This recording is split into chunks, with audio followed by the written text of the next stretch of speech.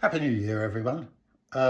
Today's recipe is going to split opinions. Yorkshire puddings, right? I know there's a lot of ways that people make their Yorkshire puddings and people buy them. Stop. Do not buy Yorkshire puddings, right? That's the one thing, right? There's lots of foods you can buy which are brilliant. Frozen veg, absolutely brilliant. Use it all the time.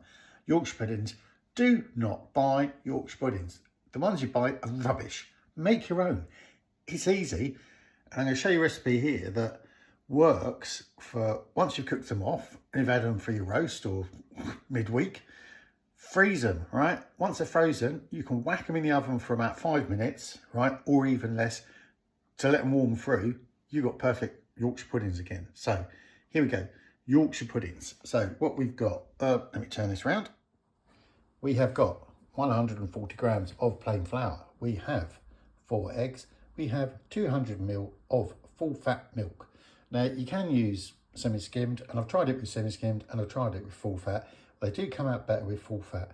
There's obviously, you need a whisk and a bowl, and that measuring jug will be used again once the milk comes out of it, more later. Right, let's get this going. Right, so, you can all see the bowl, which is great. Right, first thing, do you need to sift the flour? No, do you?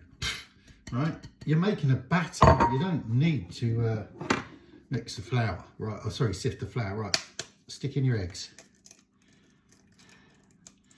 Careful of the knives, children. I am a professional, not. There you go, 4 eggs straight in there. 4 eggs in there. Third, number 3 egg. Number 4 egg. Right. Now just want to start mixing this into a batter. Doesn't take long, this. Right, give it a good whisk, a bit of flour, go everywhere, don't worry. Oh, look, lumps, because you haven't sifted the flour, Mark. The lumps will come out, trust me. Give that a good whisk, make it to a nice paste. Oh look, no lumps, look at that. Right, now, add the milk a third at a time. And the only reason you add it a third of the time is because I don't want actually covering me. Because you've had it all, there's going to be liquid on the top and it won't mix in properly. Make sure you go around the sides of that bowl, get any flour off. Snip, another third of the milk.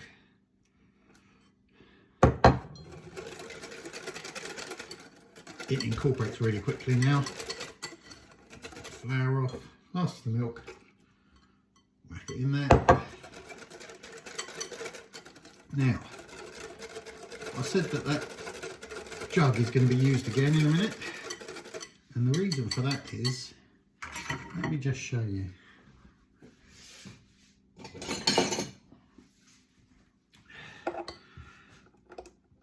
That's quite nice, that batter. It's very thin though, isn't it? You'd think, oh, surely Yorkshire pudding batter should be thicker than that. Yes, it should. And here's the trick. Take it out of the bowl, into the measuring jug. Oh look, you can see the back end of a jug. That's a really good bit of videoing, Mark. There you go. Right. Now what you do with this is ideally put it in the fridge, leave it overnight. Right. What will happen if you leave it overnight? Some of the egg white, right, will rise to the top. So you'll get like a bit of egg white at the top or liquid, and then the batter below, right? Don't worry about that. Just give it a whisk round in a fork. I'm actually going to just put this in for, I found 4 hours is long enough, right? Put that in the fridge for 4 hours. Let the flour, the milk, the eggs start doing their thing. Right, so doing their thing. And it will thicken the batter, and it will actually make it more stable when you stick it in a really hot oven. The only thing I say, 4 hours, right? And then have it out the fridge for about 20 minutes. You take it out of the fridge for about 20 minutes just to bring it up to a bit of room temperature. Then we'll start making them. So fast forward 4 hours time. Okay, peeps, it's been 4 hours. Taking it out now, and you can see this is thickened up, and you can see that bubbles have started forming on it. That's the flour, the eggs, the milk, all just doing their stuff, right? So it has thickened up a bit. As I say, if you leave this in the fridge overnight, it will thicken up even more. But that is a perfect consistency to make what I call my, what's the word I'm looking for? Stranger Things Yorkshire puddings. They're not going to be lovely and round like a little cup. They're going to be all over the place. Oil's in the oven. Back in a minute. Right, oven's up to temperature. Oil's nice and hot. I've got that on 180. I'm going to get them out. You have to be quick here. Hence why it's in a jug. Right, so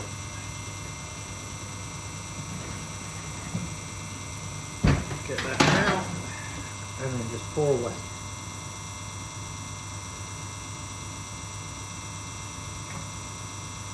Filling them up on these moulds to just about a centimetre to the top.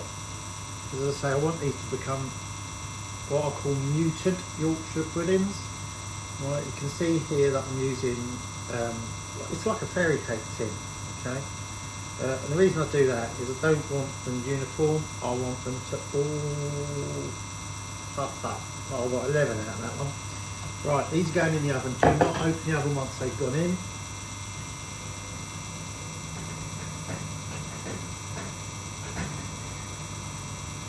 Right, and they'll stay in there for 15 minutes. Alright, which will be, they'll make them nice and crispy on the outside, but they'll still be soft and fluffy on the inside. That's what we want. With big surface areas with these. When you put them on your roast, put loads of gravy in them. Right, I'll be back at 15 minutes. Right, these bad boys are done. I've had them in for about 20 minutes, not 15. I said 15, but it's about 20 minutes. I've been doing the old bake-off thing while looking through the oven door. So these are done now. Let's get them out.